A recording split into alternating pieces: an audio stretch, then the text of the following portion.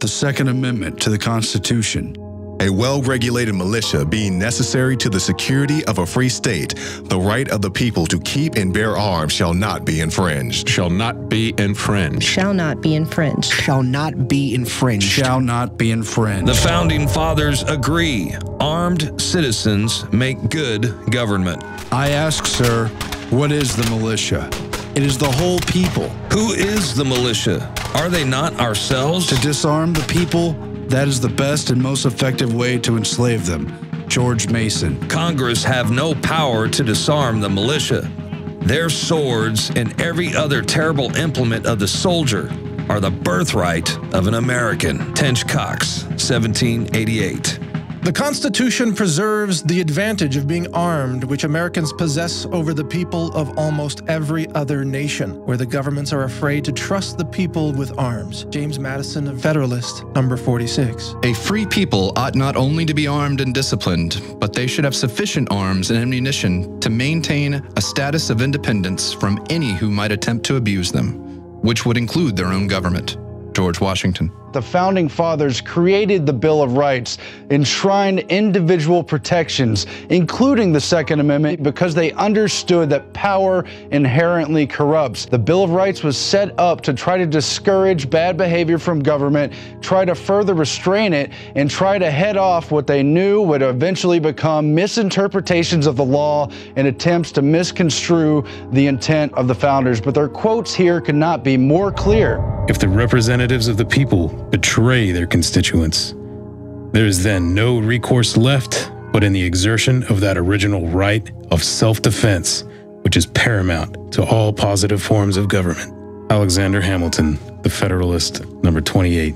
Are we at last brought to such a humiliating and debasing degradation that we cannot be trusted with arms for our own defense? Patrick Henry. The Constitution shall never be construed to authorize Congress to prevent the people of the United States, who are peaceable citizens, from keeping their own arms. Samuel Adams. The right of citizens to bear arms is just one more guarantee against arbitrary government, one more safeguard against the tyranny which now appears remote in America, but which historically has proved to be always possible. Hubert Humphrey, 1960. When governments fear the people, there is liberty. When the people fear the government, there is tyranny. The strongest reason for the people to retain the right to keep and bear arms is as a last resort to protect themselves against tyranny and government. Thomas Jefferson. The best we can hope for concerning the people at large is that they be properly armed. Alexander Hamilton.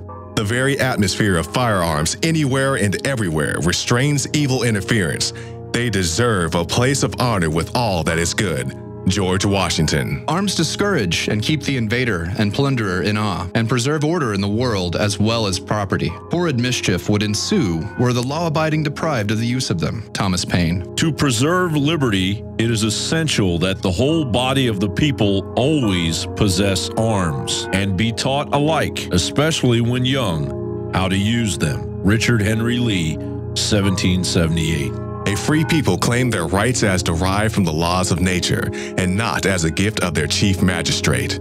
Thomas Jefferson. Our Second Amendment, our free speech are gifts from God, but the fact that they were pointed out, highlighted, enumerated, and strengthened in the Bill of Rights and Constitution is our birthright. You don't have to like guns. You don't have to like the Second Amendment to fight for it, to stand up for it. If we let it slip away, we're going to lose everything from free speech on down. That light will be dimmed if we allow them to encroach on the Second Amendment. Guard with jealous attention the public liberty.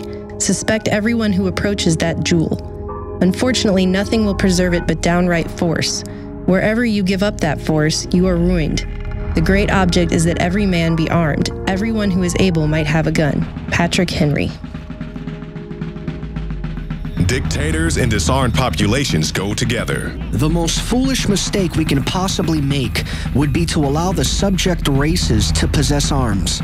History shows that all conquerors who have allowed their subject races to carry arms have prepared their own downfall by doing so. Adolf Hitler, April 1942. Before a standing army can rule, the people must be disarmed, as they are in almost every kingdom in Europe. Noah Webster.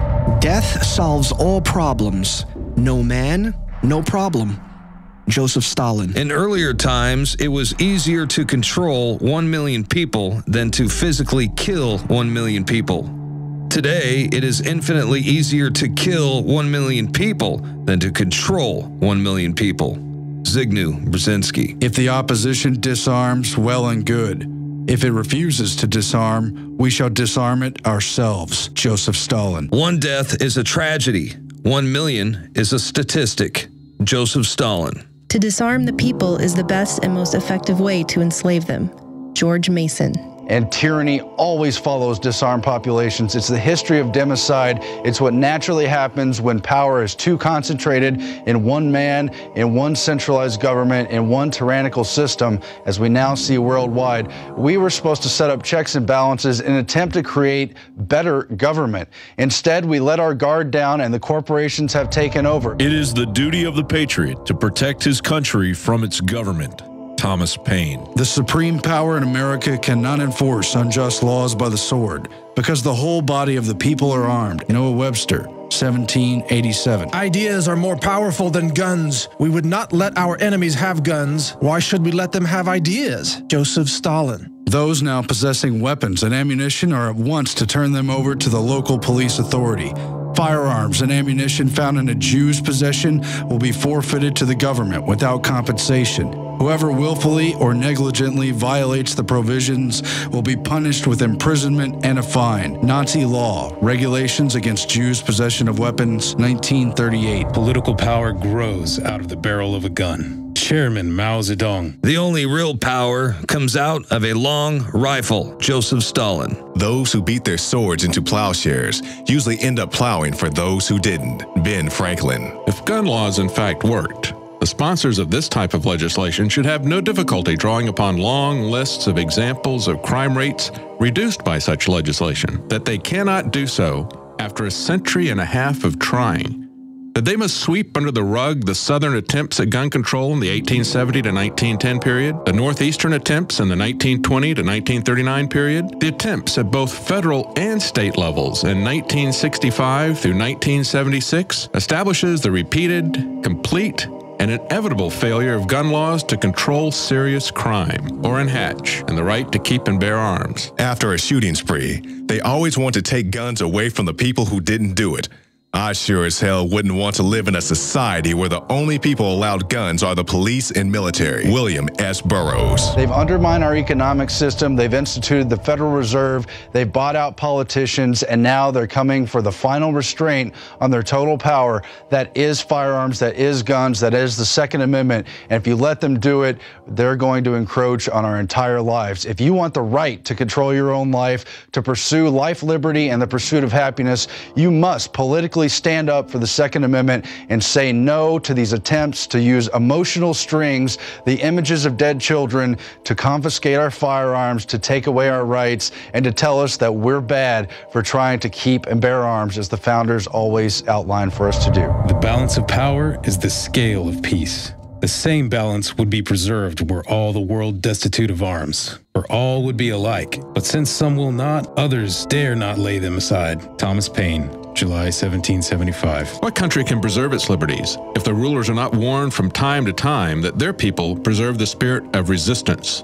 Let them take arms. Thomas Jefferson. If guns are outlawed, only outlaws will have guns. Anonymous American adage. The right of the people to keep and bear arms shall not be infringed. A well-regulated militia composed of the people trained to arms is the best and most natural defense of a free country. James Madison, June 8, 1789. Education is a weapon whose effects depend on who holds it in his hands and at whom it is aimed. Joseph Stalin.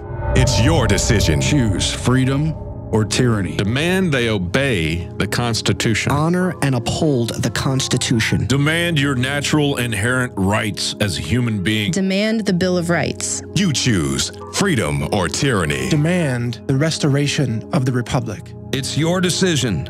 Freedom or tyranny. Those that give up essential liberty to purchase a little temporary safety deserve neither liberty nor safety. Benjamin Franklin.